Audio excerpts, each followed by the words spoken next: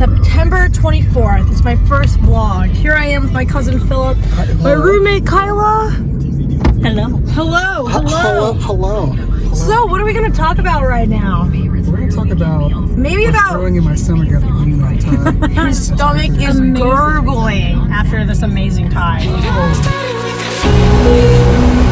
Flight attendants, please prepare for landing. Again, ladies and gentlemen, at this time we request that you store your electronic devices until we are safely parked in the gate. In final preparation for landing, please make sure your seat. Last time I was here, there was a purpose. There was a plan. I came to visit some friends that I hadn't seen in a year. This year, 2 years after that, I have no idea why I'm here other than a wedding. Just to fill you in, I had a friend, his name is Nick. He called me about a month ago and he dropped the news that he was going to get married and then he invited me. I didn't have the funds for it. I honestly wasn't planning on coming, but I felt this unction inside of me say, you gotta go. And to this point, I still have no idea what I'm here for. I mean, other than the wedding, there's something up though. And so that's what this vlog is about. I'm just following that inner gut feeling. I just called up my cousin in Denton. She's been over here for a good 4 or 5 years. We're gonna have some dinner and we'll see what unfolds from that.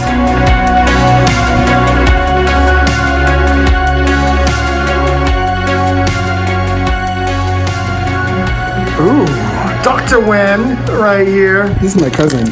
Last time I was in Texas, you did not meet her, but she's very Asian, and she just cut her hair. Look at it. Look at it. Fresh. What else did you say about it? You cut it because you said it's easier style. It's low maintenance. Very wholesome. So something about this wedding is I actually didn't RSVP with this guy at all. So he has no idea I'm coming, but he just texted me about 15 minutes ago asking me if I was coming. He told me that he didn't see my RSVP because I didn't send it, and then asked me, dude, is that a no? And so we're now talking about what I should say to him. What should I say to him? You should say, I wish you well on your wedding. I wish I could be there. It seems like it would be a wonderful time, yeah.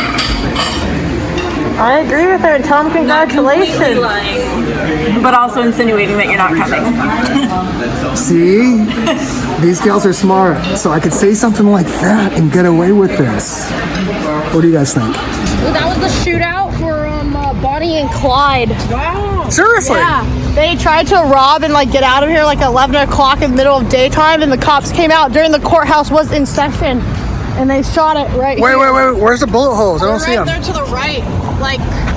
Are you talking about those spots? I'm talking about those spots. The 4 spots? Yes. Those are perfectly shot bullet holes. Yes, because they are on the run, and believe it or not, you can find it in the Denton records. Wow. And then, believe it or not, about this way, 3 miles that way, is where they had their hideout before they went to their next heist. Bonnie and Clyde, guys. All right, here we are again over at my friend Marjorie's. Knock on the door. Hello? You home? Oh, look who it is. You got it. There she is again. Did it. Wow. So welcome. Come in. Here we are again.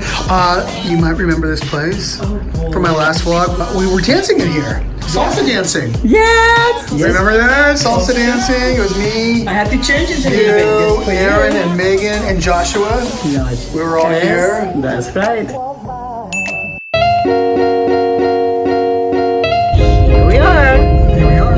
We're going to the TKU. We're going to TKU. What's happening? It's been 2 years. Aaron. I walked in and I was really curious as to wonder, is anyone in that here that I know? And I'm here still. first person I see is I'm Taryn. still here. A long time ago. A long time ago, Marjorie. It's been 2 years since I've been here. Jennifer Bingham. I miss you too. I'm doing so good. Are you good with hugs? Are you good with hugs? You know, a lot of people, you know, they've got diseases and stuff, or they're worried about them. Right? Are you allowed to touch me? I just did. Well, I was gonna give you a hug. Okay. I mean, this guy walks in. He says my name. He's got a cowboy hat on. He even has. He's got Jesus all over his face. I'm like, I know this guy loves Jesus, but I don't know who he is. But it's Blake. Dude, so. Oh no! Angelo is back here. Seriously. What the heck? We need to show our faces. You missed it. I did. Yeah. What are you talking about, vlogging? No, I said I've been you vlogging missed the years. world's best team is now down in this back corner. You guys were in the other building for some time. I remember that. I was. Yeah. I'm in Let's take a admissions photo. now. You were next to Burger King Man.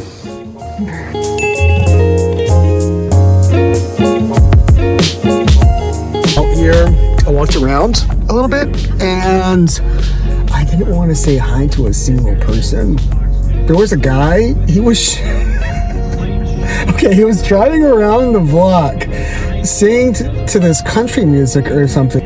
He was driving around the block with his shirt off, and I mean, he was loud. His windows were rolled down. He's driving like this Ford F-150.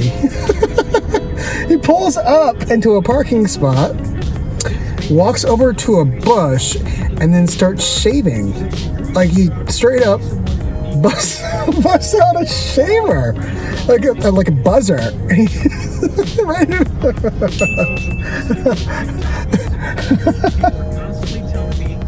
But I kept on feeling the Lord say, we're just gonna prime the pump, man. Like, just go out and talk to somebody. So that's what I did eventually, and reluctantly. I saw this woman. Her name was Cheryl. She was sitting on this bench, and I said, "Hey, my name's Phil." She's like, "Oh, hey, my name's Cheryl." I said, "Oh, I heard that Texans are really friendly. That you could just about walk up to any Texan and have a straight up conversation with them." And she's like, "Oh, that's right." She was this really wonderful black woman. And I said, "Okay, so let's talk." And we ended up having this conversation about her sons. She's got 2 grown sons, about her work as a nurse. I thanked her for her service during this time because she saw a lot of cases of coronavirus. And then I went on my merry way. I feel like the pump is primed. So let's get to it. We're going to go ahead and head to Dallas next and see what's up.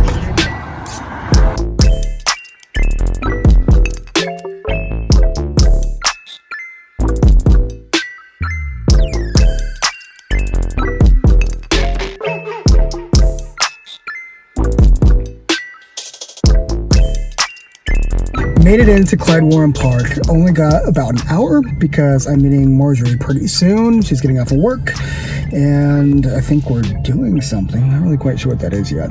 So let's go around and see if God has something for us over here. I'm gonna keep this phone in my pocket. It's gonna be in this pocket, so kind of low. It's my cardigan, low pocket. I'll have the camera hanging out just a little bit, just in case something awesome happens. So let's do this. But what I love to do is just share the love of Jesus. Yeah, and so I actually just wanted to ask you guys if you needed prayer for anything. It's something on my heart, say something about you, but I don't know how to express. Oh, you could try. You could try. I love hearing things. Is it bad? It's because sometimes I'm very mystical. Yeah, I am too. I am too. Because I always think there is no coincidences. I don't think so either. I think there's a reason why I bumped into you ladies. For sure. It is something else. I don't know how to explain, but it's something.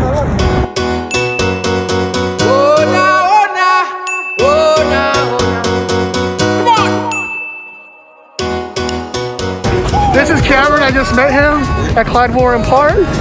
I just found out he dances, so I asked him if he could share some of his moves with me. I'm not sure if I'm going to be able to mimic him, but you gotta you want me to start a beat or something like that, or like a what you want? You want some Millie Rock? oh yeah, absolutely. Millie Rock. I don't know what that is, but I want it. Oh, hey, you make that 6-year-old look pretty good, man. all that, man. But nah, man, this is what I do, man. I love it. Dance, everything like that. So it's just Oh, cool. yeah, Yeah. same thing. Catch the beat with your feet. Oh, okay.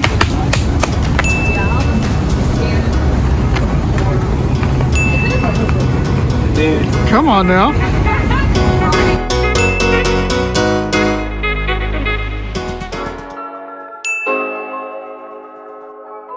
Marjorie Flores is back in the kitchen cooking some delights. We just put a nice sear on these chicken thighs. It's gonna be so good. We got some spaghetti brewing up here. A little bit of platanos. Because we're doing it Venezuelan style. Okay. That's how we roll in this house. Okay, Nick, he just texted me again, as I told you before, and I thought to myself, okay, I just gotta spill the beans. So this is what I shot him just a second ago. We'll see what happens. Okay, here we are. Hello! It's another exciting day. Another exciting day. Yeah, so Nick just called me, or I should say he texted me.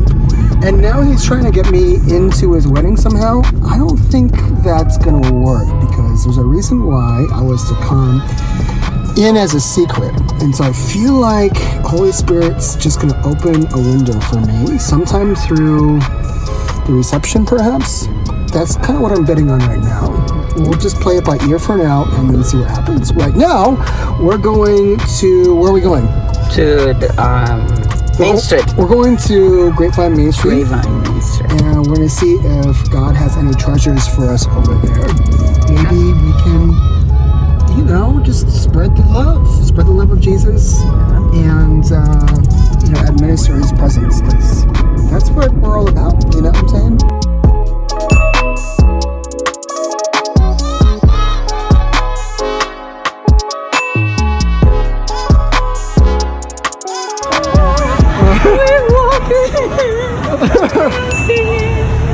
Singing, looking for the car. You already know where the car is. My goodness.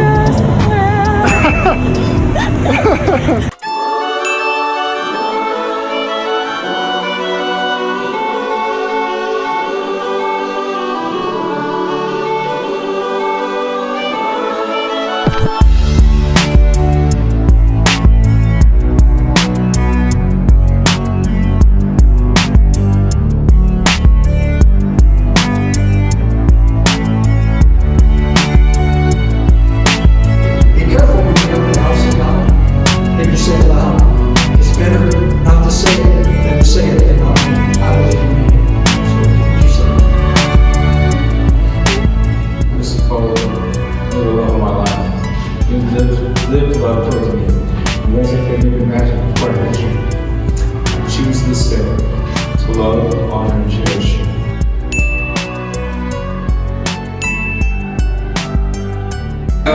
He has some things I think will hopefully encourage you and build you guys up. So where to start? I'm Phil. I'm a Southern California dude, and you might think that we're weird because you guys are texting, you guys have pride, and it's amazing over here.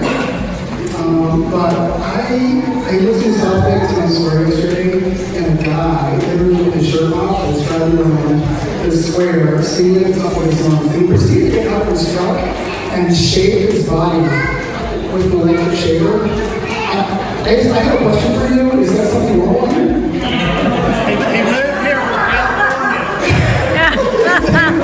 I went to a small group for actually a bigger church.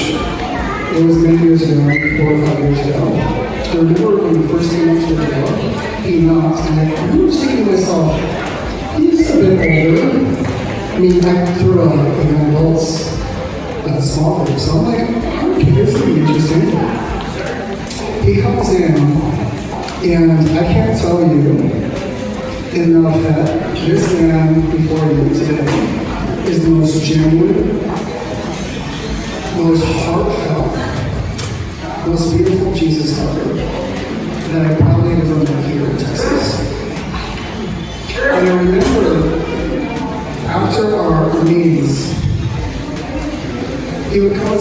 asking for prayer, oftentimes asking for his life. And so there were times, I remember a couple of times, where we sat down for maybe an hour and a half, and we just pleaded with Jesus.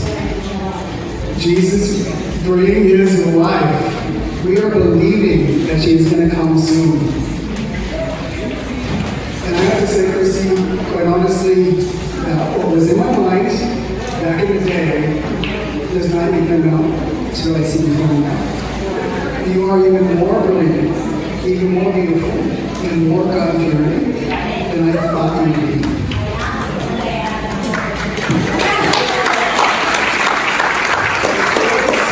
Cheers to the new bride and groom. The last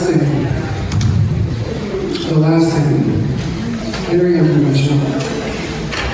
But I felt that I couldn't leave this place until I shared.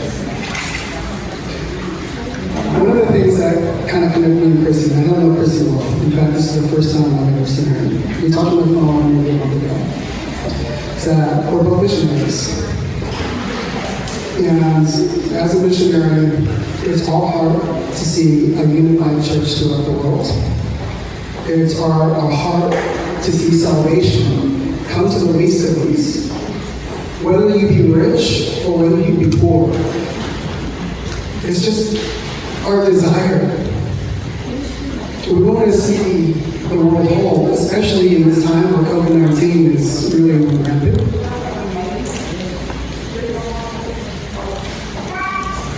So I want to thank you. I want to thank you for coming. Romans 8 says something completely crazy, but otherwise brilliant. It says that all of creation groans at the revealing of God's sons and daughters. It's one of the most beautiful pictures.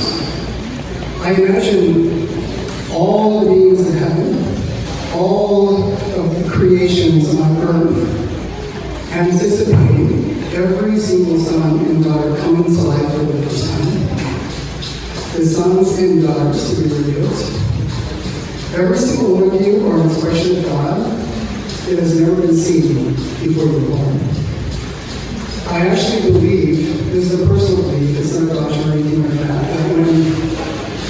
that when you were born, the angels were all in awe because they, for the first time, had seen a set of God that they had never seen before. And now, all of creation groans for you to be revealed again. I believe in a new creation. Jesus talks about it. There's a new creation. Years ago, I had a really difficult time. I had a really, really hard time believing God. I went to school. I did all the right things, at least I thought I did. But there was no heart connection. And so I went before him and I said, what is this? I'm told of your love, but I get backstabbed by your people. I'm told of your love, but then I'm in pain because I feel fatherless. All of my pastors have left me. Why am I standing here still? And this is what he said to me.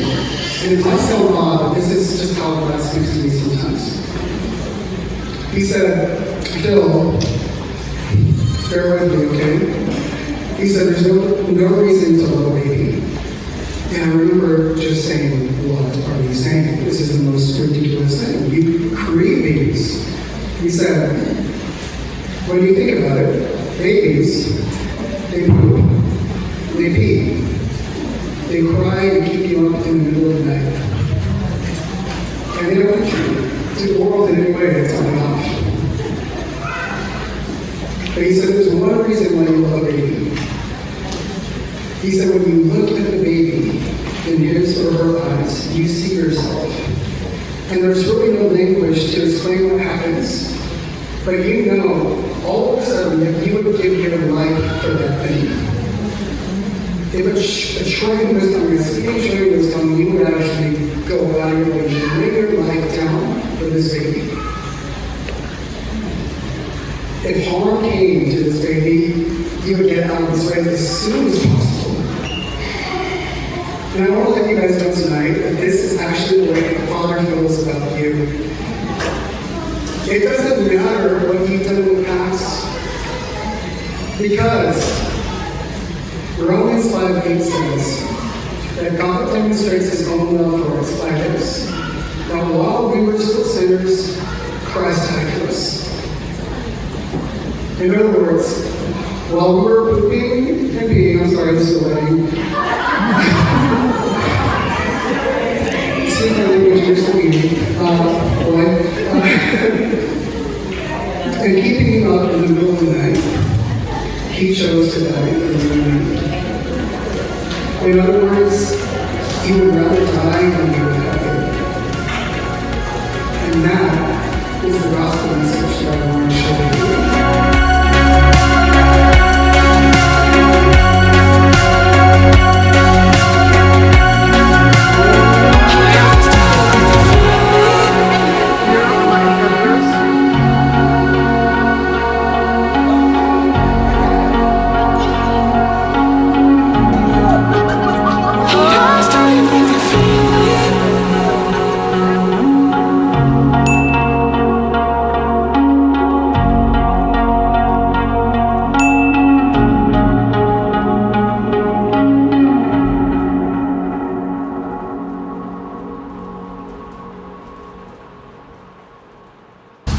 Okay, so what is the moral of the story here?